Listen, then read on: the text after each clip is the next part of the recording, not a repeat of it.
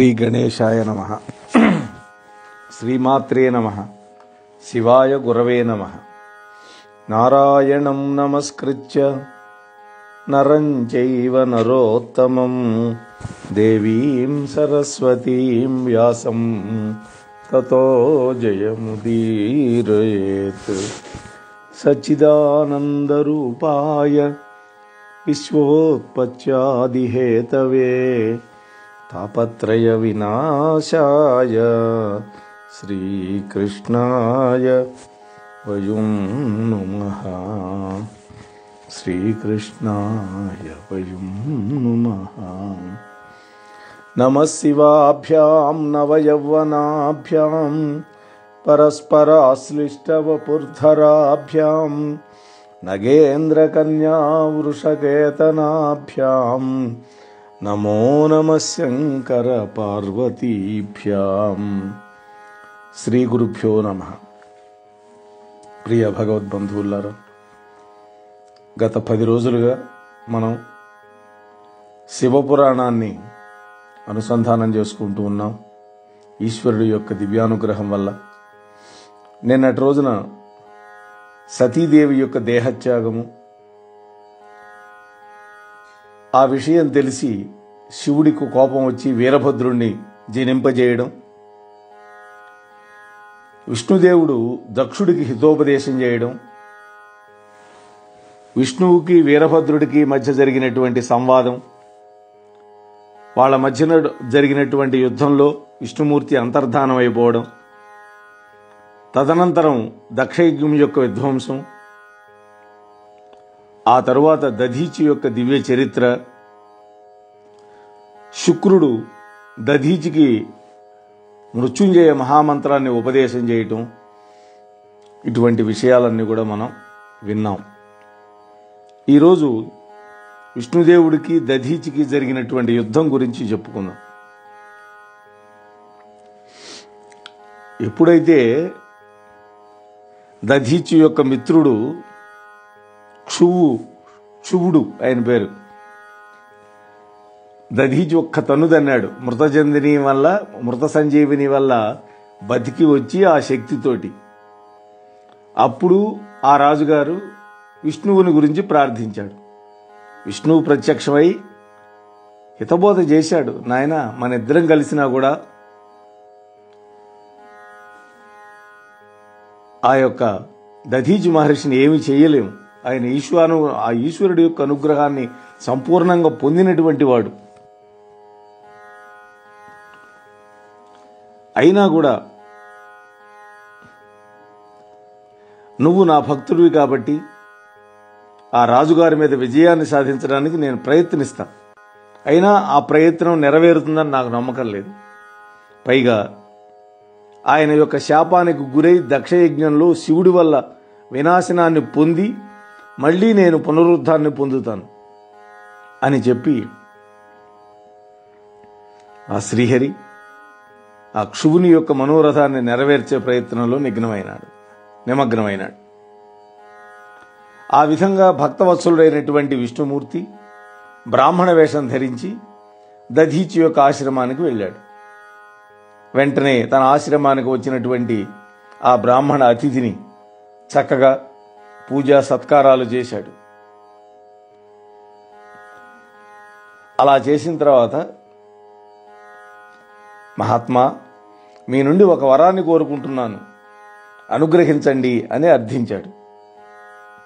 శంకరుడి యొక్క వరప్రభావం వల్ల త్రికాల జ్ఞాని అయినటువంటి ఆ దధీచి మహర్షి వచ్చినటువంటి వాడు విష్ణుమూర్తి అని తెలిసి, ఓ భక్తవత్సల, నువ్వు దుష్టబుద్ధి అయినటువంటి ఆ క్షువ మహారాజు కోరికను నెరవేర్చడం కోసం వచ్చినటువంటి నారాయణుడు అని నాకు తెలుసు. భయాన్ని విడిచిపెట్టి నీ యొక్క స్వస్వరూపాన్ని ధరించు, శంకరుణ్ణి స్మరించు అంటూ నీవు సత్యప్రతిజ్ఞ చేసి నిశ్చింతగా నీకు కావలసినటువంటి వరం అడుగు అన్నాడు. శివభక్తున్నైనటువంటి నేను దేనికి భయపడను, అసత్యం పలకను అని ప్రతిజ్ఞాపూర్వకంగా దధీచి అన్నాడు. దానికి విష్ణుమూర్తి తన యొక్క మనస్సులోనే సంతోషపడి పరీక్ష పెట్టాలని ఈ విధంగా అన్నాడు. ఓ దధీచి, శివపూజ దురంధరుడు అయినటువంటి నీకు సర్వత్రా భయం తొలగిపోయింది. నీకు నమస్కారం. నేను నిన్ను ఆజ్ఞాపిస్తున్నాను లేదా అభ్యర్థిస్తున్నాను అనుకో, నువ్వేమైనా అనుకో. నువ్వొక్కసారి ఆ క్షవ మహారాజు ఎదట నిలబడి నేను భయపడుతున్నాను అని ఒక్క మాట అనుచాలు. ఇది విష్ణువు చెప్పిన మాట. కానీ మహామృత్యుంజయ మంత్రసిద్ధి పొందినటువంటి దధీచి నారాయణుడి యొక్క మాటలకు నవ్వుకొని, ఓ హరి, పినాకపాణి అయినటువంటి శంభుడి యొక్క వరప్రసాదం వల్ల ఈ లోకంలో నేను దేనికి భయపడను అన్నాడు. అప్పుడు దధీచి మాటలకు ఆగ్రహించినటువంటి విష్ణువు అతన్ని శిక్షించాలని చక్ర ప్రయోగం చేశాడు. కానీ ఈశ్వరుడి యొక్క సంకల్పం వల్ల ఆ చక్ర ప్రయోగం వ్యర్థమైపోయింది. అప్పుడు మహర్షి అన్నాడు, ఓ గోవింద, ఈశ్వరుడి యొక్క అనుగ్రహం వల్ల నీకు లభించినటువంటి ఆశోదర్శనం శంకర కింకరుణ్ణైనటువంటి నా మీదకి రావడానికి భయపడుతోంది. కాబట్టి నన్ను శిక్షించడానికి నువ్వు వేరే ప్రయత్నం చేయి అన్నాడు. మహర్షి అన్న మాటలకు మరింత కోపం వచ్చింది విష్ణుమూర్తికి. వెంటనే అనేక శస్త్ర అస్త్రాలను ప్రయోగించాడు దధీచి మీద. ఇంద్రాది దేవతలందరూ కూడా వాసుదేవుడికి బాసటగా వచ్చారు విష్ణువుకి. కానీ శివమాయా మోహితులై తనతో తలపడ్డ వాళ్ళను చూసి మృత్యుంజయుడిని స్మరించి గుప్పెడు దర్భలను చేతిలో పట్టుకున్నాడు దధీచి మహర్షి. సమంత్రకంగా ప్రయోగించాడు ఆ దర్భలను. ఈశ్వరుడి యొక్క దివ్య మహిమ వల్ల ఆ దర్భలు కాలాగ్ని వంటి త్రిశూలంగా మారిపోయి దేవతలందరినీ దహించడం మొదలుపెట్టింది. దేవతల యొక్క అస్త్రాలన్నీ దాని ముందు మోకరిల్లిని. దేవతలంతా పలాయనం చెత్తగించారు. అప్పుడు త్రివిక్రముడైనటువంటి శ్రీమన్నారాయణుడు ఒక్కడే నిలబడి తన యొక్క దేహాన్ని నుండి కోట్లాది దివ్య గణాలను సృష్టించాడు. వాళ్ళంతా అనేక శస్త్ర అస్త్రాలతోటి దధీచితో యుద్ధం చేశారు. దధీచి వాళ్ళందరినీ క్షణంలో దహించి అజేయుడై నిలబడ్డాడు. అప్పుడు మహామాయా విశారదుడైనటువంటి ఆ విష్ణుమూర్తి దధీచిని భయప్రాంతుణ్ణి చేయాలనుకొని తన యొక్క విశ్వరూపాన్ని చూపించాడు. విశ్వమంతా అందులో దర్పణంలో ప్రతిబింబంలాగా కనబడింది. అద్దంలో మనం ప్రతిబింబాన్ని ఎలా చూస్తామో ఈ ప్రపంచం, యావత్ ప్రపంచం అందులో కనపడింది ఆయన రూపంలో. ఆ రూపాన్ని చూచి జ్ఞాని అయినటువంటి చవన పుత్రుడైనటువంటి దధీచి అంటున్నాడు, ఓ మాధవ, నీ విశ్వరూపానికి నేను భయపడను. ఎందుకంటే విచారణ చేస్తే ఈ విశ్వమంతా అద్దంతో సమానం. ఇక నీ విశ్వరూపం గురించి చెప్పేదేముంది? ప్రతిబింబాలు ఎన్నైనా ఉంటాయి, కానీ బింబం మాత్రం ఒకటే ఉంటుంది. అది మహాదేవుడే, సర్వజ్ఞుడు, ఈశ్వరుడు, ఆయన ఒక్కడే నిత్యుడు. ఇదిగో నా విశ్వరూపాన్ని వీక్షించు, నీకు దివ్య దృష్టిస్తున్నాను అన్నాడు దధీచి అని. శంకరుడి యొక్క తేజస్సు చేత దధీచి మహర్షి విరాట్ రూపాన్ని ధరించి నిలబడ్డాడు విష్ణుమూర్తి ముందర. నిలబడి ఇట్లా అంటున్నాడు, ఓ మాధవ, మాయతో గాని మంత్రశక్తితో గాని పని లేదు నాకు. ప్రయత్నపూర్వకంగా యుద్ధం చేయి. అప్పుడు విష్ణుమూర్తి సర్వము ఎరిగినటువంటి వాడైనా కూడా మహర్షిలో ఉన్నటువంటి శివభక్తిని పరీక్షించాలనుకొని మళ్ళీ యుద్ధ ప్రయత్నాన్ని మొదలుపెట్టాడు. దేవతలంతా మళ్ళీ వచ్చి చేరారు. అయినా దధీచి భయపడలా. అంతలో బ్రహ్మగారు వచ్చి శివుడి యొక్క వరప్రసాది అయినటువంటి ఈ దధీచిని భయపెట్టడం ఎవరికీ సాధ్యం కాదని చెప్పి విష్ణుమూర్తితోటి ఆ యుద్ధ ప్రయత్నాన్ని విరమింపజేశాడు. అంతా ప్రత్యక్షంగా చూసినటువంటి ఆ క్షువుడు దీనవదనంతో మహర్షి యొక్క పాదపద్మాలకు నమస్కారం చేశాడు. దధీచి కాళ్ళ మీద పడ్డాడు. మహాత్మా, నన్ను క్షమించి నా యందు ప్రసన్నతను చూపవలసిందని ప్రార్థిస్తూ ఉన్నాను అని కోరగానే మహర్షి ప్రసన్నుడైనాడు. ఎందుకని? బ్రాహ్మణుల యొక్క కోపం తాటాకు మంట లాంటిది అంటాడు. మహాభారతం కూడా చెప్పింది.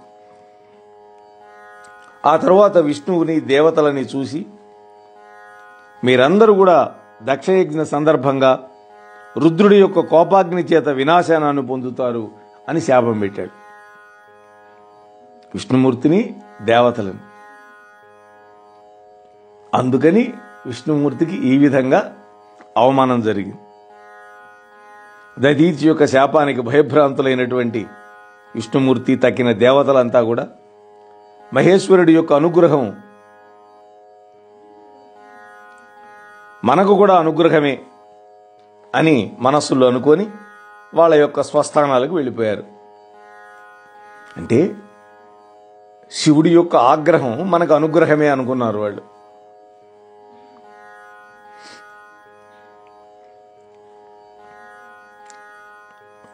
ఈ కథంతా జరిగినటువంటి క్షేత్రం స్థానేశ్వరము అనే పేరుతోటి పుణ్యక్షేత్రమైంది. ఆ క్షేత్రాన్ని దర్శించినటువంటి వాళ్ళు శివ సాయుధ్యాన్ని పొందుతారని ఫలశ్రుతి ఇచ్చాడు ఇక్కడ. ఆ తర్వాత దేవతల యొక్క శివ సందర్శనం. సూత్రుడు అంటున్నాడు, ఓ మహర్షులారా, దక్షయజ్ఞ సందర్భంగా బ్రహ్మ, విష్ణువు, తక్కినటువంటి దేవతలు, దిక్పాలకులు ఆ రుద్రాంశ వల్ల సంభవించినటువంటి వీరభద్రుడి వల్ల అవమానాన్ని పొందినటువంటి విషయాన్ని, దానికి కారణభూతమైనటువంటి దధీచి శాపగాథని మీ అందరికీ సవిస్తరంగా చెప్పాను.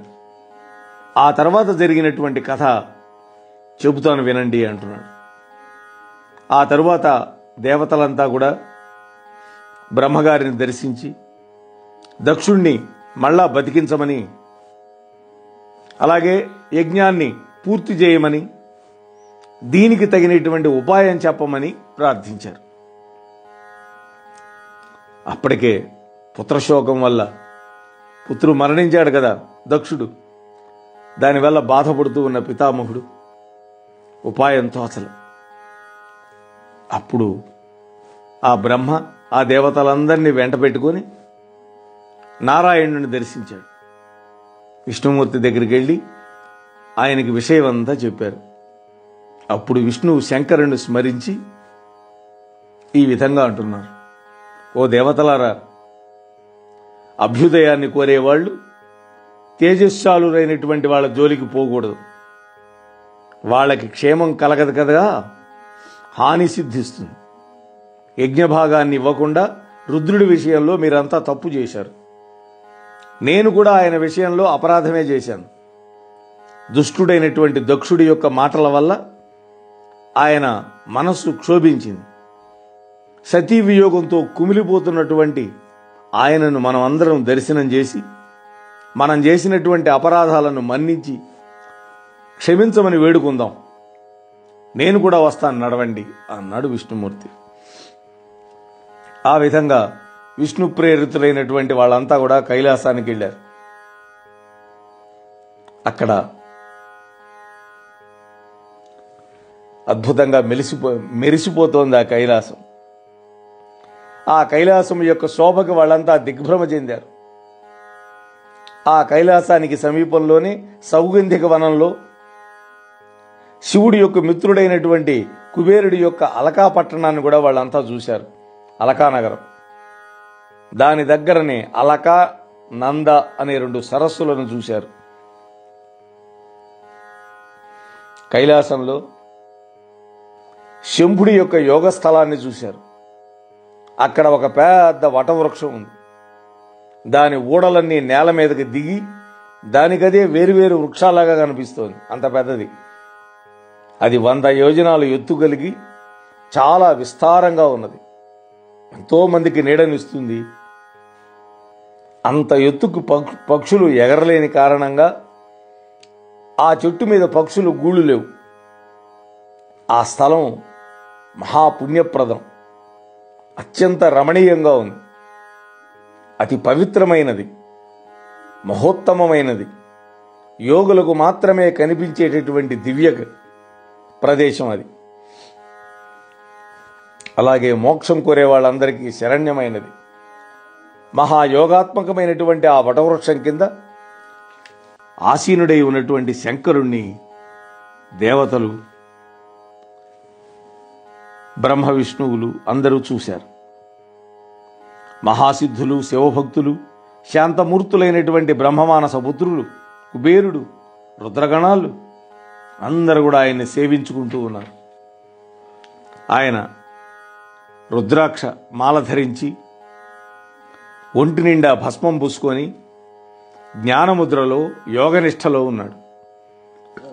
దేవతలంతా ఆయనకు నమస్కారం చేశారు. అప్పుడు ఆ శివుడు లేచి తాను కూడా శిరస అభివందనం చేశాడు వచ్చిన వాళ్ళందరికీ. అప్పుడు ఆ మహాదేవుణ్ణి ఉద్దేశించి విష్ణువు, బ్రహ్మ మొదలైనటువంటి దేవతలందరూ కూడా ఈ విధంగా స్తోత్రం చేశారు. దేవదేవ మహాదేవ లౌకికాచార కృత్ప్రభో బ్రహ్మత్వామీశ్వరం శంభుం జానీమః కృపయా తవ కిం మోహయసి నస్తాత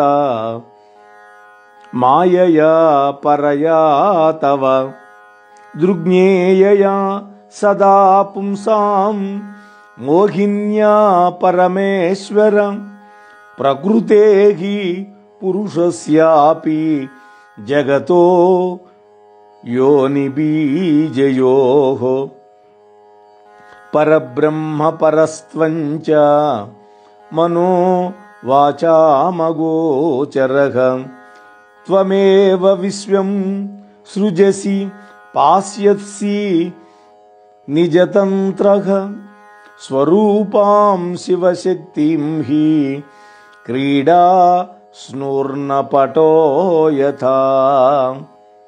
ఓ దేవదేవ, మహాదేవ, ఏ ప్రభో శంకర, నీవు పరబ్రహ్మమైనటువంటి శంభుడవని నీ కృపచేతనే మేము తెలుసుకోగలిగాం. ఓ తండ్రి, ఓ మహేశ్వర, మానవులను మోహింపజేసేది, మానవులు తెలుసుకోలేనటువంటిది, సర్వోత్కృష్టమైనది అయినటువంటి నీ మాయ చేత మమ్మల్ని ఎందుకు మోహింపజేస్తున్నావు తండ్రి? జగత్తుకి ప్రసవకారణమైనటువంటి ప్రకృతి కంటే, బీజమైనటువంటి పురుషుడి కంటే ఉత్కృష్టమైనటువంటి పరబ్రహ్మము నీవు. మనస్సుకు వాక్కుకు అందేవాడివి కాదు. నీవు స్వేచ్ఛ వల్ల నీ స్వరూపమైన శివశక్తిని వశం చేసుకొని సాలెపురుగు గూటిని నిర్మించుకున్నట్లుగా ఈ జగత్తును సృష్టించి పాలించి మళ్ళీ లీనం చేసుకుంటున్నావు నీలోనే. ఇది నీ లీల.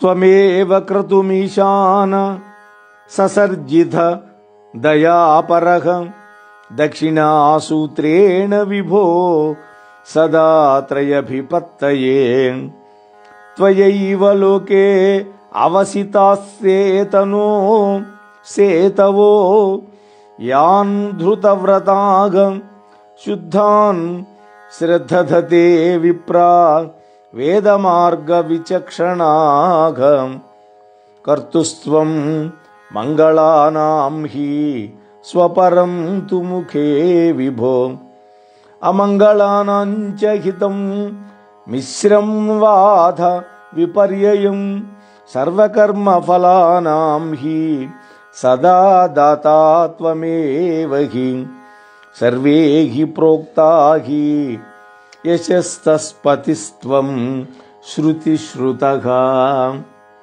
ఓ ఈశ్వర, దయానిధివైనటువంటి నీవే యజ్ఞాన్ని సృష్టించావు.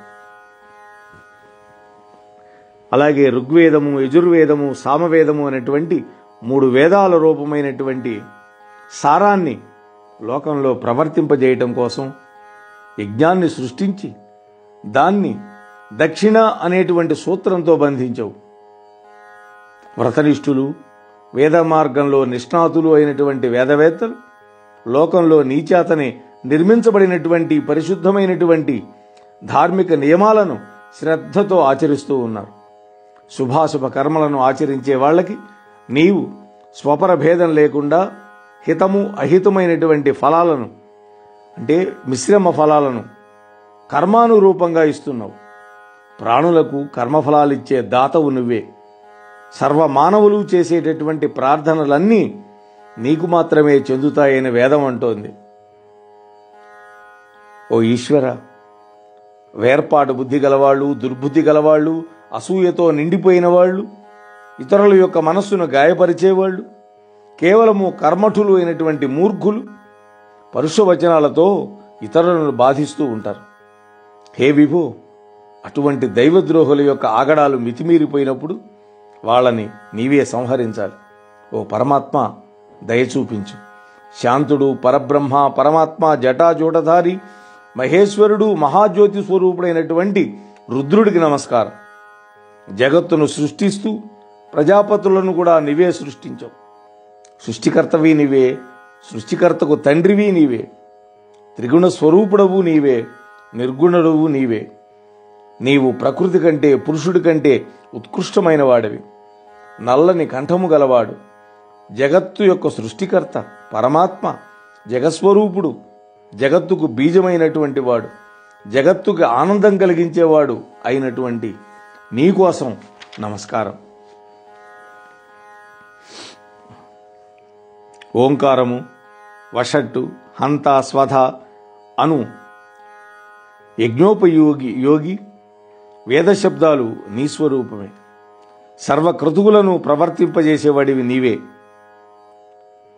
హవ్యము, కవ్యము ఈ రెండిటినీ భుజించేది నీవే. అలాంటి నువ్వు యజ్ఞాన్ని ఎందుకు భంగపరిచావు? ఓ మహాదేవ, వేద స్వరూపుడమైనటువంటి నీవు యజ్ఞాన్ని ఎట్లా ధ్వంసం చేశావు? హే విభో, బ్రాహ్మణులను, గోవులను మరియు ధర్మాన్ని రక్షించేది నువ్వే కదా ప్రభు. సత్వస్వరూపుడు, అనంతుడు అయినటువంటి నీవు సర్వప్రాణులకు శరణ్యుడివి. ఓ రుద్ర, సూర్యుని కంటే అధికమైన తేజస్సు గలవాడు, జగత్తే తానైనటువంటి వాడు, ప్రకాశ స్వరూపుడు, జలములలోని రస తన్మాత్ర స్వరూపుడు అయినటువంటి నీ కొరకు నమస్కారం. గంధం యొక్క గుణం నిత్యంగా ఉన్నటువంటి పృథ్వీని, ఆ స్వరూపమైనటువంటి శంకరుడికి నమస్కారం. మహా తేజస్శాలి అగ్నిస్వరూపుడైనటువంటి రుద్రుడికి నమస్కారం. ఓ ఈశా, స్పర్శగుణం కలిగినటువంటి వాయువు నీ స్వరూపమే. నీకు అనేక నమస్కారాలు. సర్వప్రాణులకు ప్రభు, యజమాన స్వరూపుడు, సృష్టికర్త అయినటువంటి నీకు నమస్కారం. శబ్దగుణకమైనటువంటి ఆకాశమే స్వరూపంగా కలిగినటువంటి భీమునకు నమస్కారం. ఉమాదేవితో కూడి సర్వ జగత్తును రక్షించే మహాదేవుడమైనటువంటి నీకు నమస్కారం. భయంకరమైన వాడు, సూర్యస్వరూపుడు, కర్మయోగి అయినటువంటి నీకు నమస్కారం. మృత్యువునకే మృత్యువైనటువంటి నీకు నమస్కారం. హే రుద్ర, నీ కోపానికి నమస్కారం. నమః శివాయ భీమాయ శంకరాయ శివాయ తే ఉగ్రోసి సర్వభూతానాం నియంతాయ ఛవోసి నః మయస్కరాయ విశ్వాయ బ్రహ్మణే హ్యార్తినాశినే శర్వాయ సర్వరూపాయ పురుషాయ పరమాత్మనే సదసస్వద్భక్తి హీనాయ మహతః కారణాయ తే జాతాయ బహుదా లోకే ప్రభుతాయ నమో నమః నీలాయ నీలరుద్రాయ కద్రుద్రాయ ప్రచేతసే మిథుష్టమాయ దేవాయ శిపివిష్టాయ తే నమః మహీయసే నమస్తుభ్యం హంత్రే దేవారిణాం సదా. మంగళస్వరూపుడు, భయంకరమైన ఆకారం ధరించినవాడు, శుభకరుడు అయినటువంటి నీకు నమస్కారం. నీవు ఉగ్రుడవు, సర్వప్రాణులకు అధీశ్వరుడు, మాకు మంగళములిచ్చువాడివి. కళ్యాణకరుడవు, సర్వజగద్రూపుడవు, పరబ్రహ్మ కూడా నీవే. ఆపదలను గట్టింగిచ్చేవాడివి, ఉమాపతి అయినటువంటి అటువంటి నీకు నమస్కారం. ఈశ్వరుడు దేహమునందు ఆత్మరూపంగా ఉంటాడు. పరమాత్మ కారణకార్య భావాలకు అతీతంగా ఉంటాడు. మహత్తునకు కారణమైన వాడైనటువంటి నీకు నమస్కారం. లోకంలో అనేక రూపాలుగా పుట్టి విస్తరించినవాడు, కంఠమునందు నీలవర్ణం కలిగినవాడు, ప్రశంసనీయుడు, ప్రకృష్టమైనటువంటి జ్ఞానసమేతుడు అయినటువంటి రుద్రుడికి అనేక నమస్కారాలు. భక్తుల యొక్క కోరికలను వర్షించేవాడు, ప్రకాశస్వరూపుడు, జ్ఞానఘనుడు, పరబ్రహ్మ దేవశత్రువులను సదా సంహరించేవాడు అయినటువంటి నీకు నమస్కారం. తారాయ చ సుతారాయ తరుణాయ సుతేజసే హరికేశాయ దేవాయ మహేశాయ నమో నమః. దేవానాం శంభవే తుభ్యం విభవే పరమాత్మనే పరమాయ నమస్తుభ్యం కాలకంఠాయ తే నమః. ఓంకారం చేత ప్రతిపాదింపబడినవాడు, ప్రాణులందరినీ తరింపజేసేవాడు, నిత్య యువకుడు, తేజస్శాలి, వృక్షములే కేశములుగా కలిగినవాడు, ప్రకాశస్వరూపుడు అయినటువంటి మహేశ్వరుడికి నమస్కారాలు. దేవతలకు మంగళములనిచ్చువాడు, సర్వవ్యాపి, పరమాత్మ, సర్వోత్కృష్టుడు, నీలకంఠుడు అయినటువంటి నీకు పునః పునః నమస్కారాలు. హిరణ్యాయ పరేశాయ హిరణ్యబహుషే నమః. భీమాయ భీమరూపాయ భీమకర్మరతాయ చ భస్మద్దిగ్ధశరీరాయ రుద్రాక్షాభరణాయ చ నమో హ్రస్వాయ దీర్ఘాయ వామనాయ నమోస్తుతే. దూరే వధాయ తే దేవాగ్రే వధాయ నమో నమః. ధన్వినే శూలినే తుభ్యం గదినే హలినే నమః. నానాయుధ ధరాయైవ దైత్య దానవనాశినే సజ్జాయ సజ్జరూపాయ సజ్జోజాతాయ వై నమః. తేజోమయుడు, తేజోమయమైనటువంటి దేహం కలిగినవాడు, భయంకరుడు, భయంకరమైన ఆకారం కలిగినవాడు, భయంకరమైన కర్మలయందు అభిరుచి కలవాడు అయినటువంటి పరమేశ్వరుడికి నమస్కారం. భస్మము చక్కగా పూయబడినటువంటి శరీరం కలవాడు, రుద్రాక్షలను ఆభరణాలుగా ధరించినవాడు, పొట్టివాడు, పొడుగువాడు, వామనావతారుడు అయినటువంటి నీకు నమస్కారం. ఓ దేవా, దూరాన ఉన్న శత్రువులను అలాగే ఎదుట ఉన్న శత్రువులను కూడా సంహరించేవాడివి నీవే. ధనస్సును, శూలమును, గదను, నాగలిని ధరించిన వాడేమైనటువంటి నీకు అనేక నమస్కారాలు. అనేక ఆయుధాలను ధరించి దైత్యులను, దానవులను సంహరించేవాడివి. సత్పురుషులకు ఆశ్రయనీయుడివి.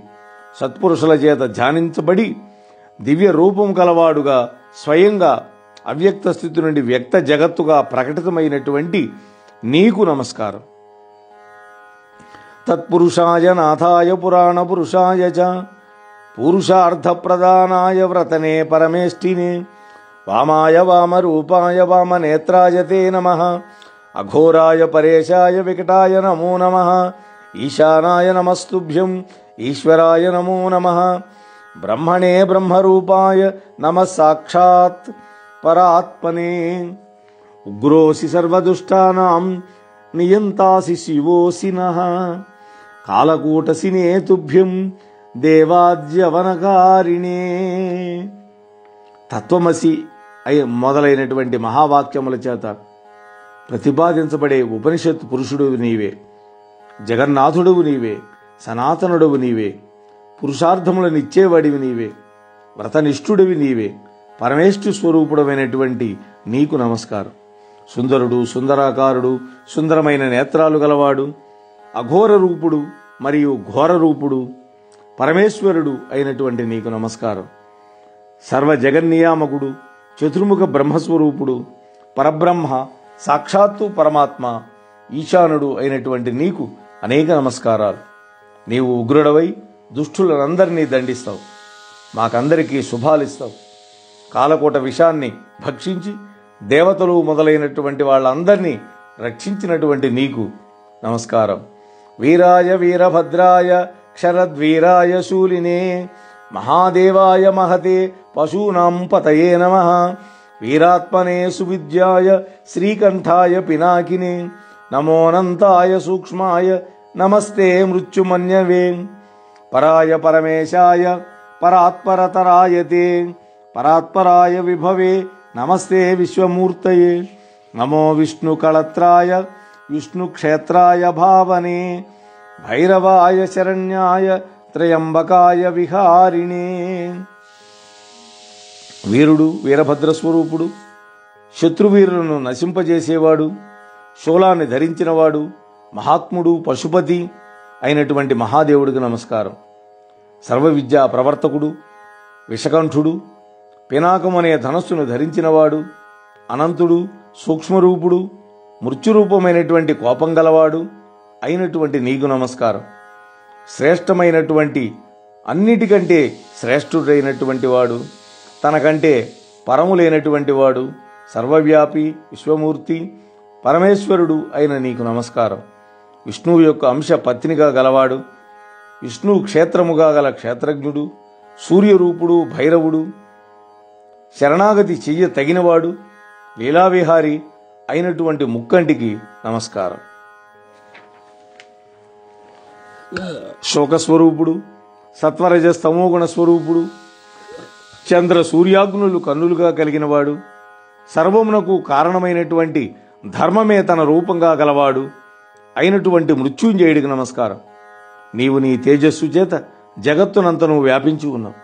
నీవు ఏ వికారాలు లేని చిదానంద స్వరూపమైన ప్రకాశరూపంగా ఉన్న పరబ్రహ్మవి. ఓ మహేశ్వర, బ్రహ్మ, విష్ణు, ఇంద్రుడు, చంద్రుడు మొదలైనటువంటి దేవతలు, మహర్షులు, ఇతరులు అందరూ నీ నుండే పుట్టారు. నువ్వు నీ శరీరాన్ని 8 భాగాలుగా చేసుకొని సర్వ జగత్తును ధరించి ఉన్నటువంటి అష్టమూర్తివి, ఈశ్వరుడవి. నీవు ఆద్యుడవు, కరుణామూర్తివి. నీ భయం చేత ఈ గాలి వీస్తోంది, నీ భయం వల్లనే అగ్ని దహిస్తోంది, నీ భయం వల్ల సూర్యుడు ప్రకాశిస్తున్నాడు, మృత్యువు అంతటా పరుగులెత్తుతోంది నీ భయం వల్ల. ఓ దయాసముద్ర, మహేశ్వర, పరమేశ్వర, మమ్మల్ని అందరినీ కరుణించు. జ్ఞానాన్ని కోల్పోయినటువంటి మమ్మలను ఉద్ధరించు. హే నాథ, కరుణానిధి, నువ్వు మమ్మల్ని ఎల్లవేళలా ఆపదల నుండి రక్షించావు. హే శంభో, ఈ రోజున కూడా అదేవిధంగా మమ్మల్ని అందరినీ రక్షించు. ఓ నాథ, వెంటనే అనుగ్రహించి సమాప్తము కానటువంటి యజ్ఞాన్ని మళ్ళీ ఉద్ధరించు. దక్ష ప్రజాపతిని కూడా అనుగ్రహించు అని బ్రహ్మాది దేవతలందరూ కూడా విష్ణుమూర్తి సహితంగా ఈ విధంగా మంత్రపూతమైనటువంటి వాక్కుల చేత రుద్రుడి యొక్క మహిమను వేణోళ్లా స్తోత్రం చేశారు. అలా స్తోత్రం చేసి వరదానాన్ని ఇమ్మని కోరుకున్నారు. ఓ శంకర, భగుడికి నేత్రాలు లభించుగాక, యజమానుడు అయినటువంటి దక్షుడు జీవించాలి, పూషుడుకు దంతములు మొలకెత్తుగాక, భృగు మహర్షికి పూర్వం వలనే గడ్డము మీసములు వచ్చుగాక. ఓ శంకర, నీ ఆయుధముల చేత, రాళ్ల చేత విరగ్గొట్టబడినటువంటి అవయవాలు గల దేవతలు మొదలగు వాళ్ళందరికీ నీ అనుగ్రహం వల్ల ఆరోగ్యం అన్ని వేళలా సమకూరుగాక. మోహనవాణి తెలుగు పోడ్కాస్ట్ ఛానల్ ని లైక్, షేర్, సబ్స్క్రైబ్ చేయండి. ప్రక్కనున్న గంటను మ్రోగించండి.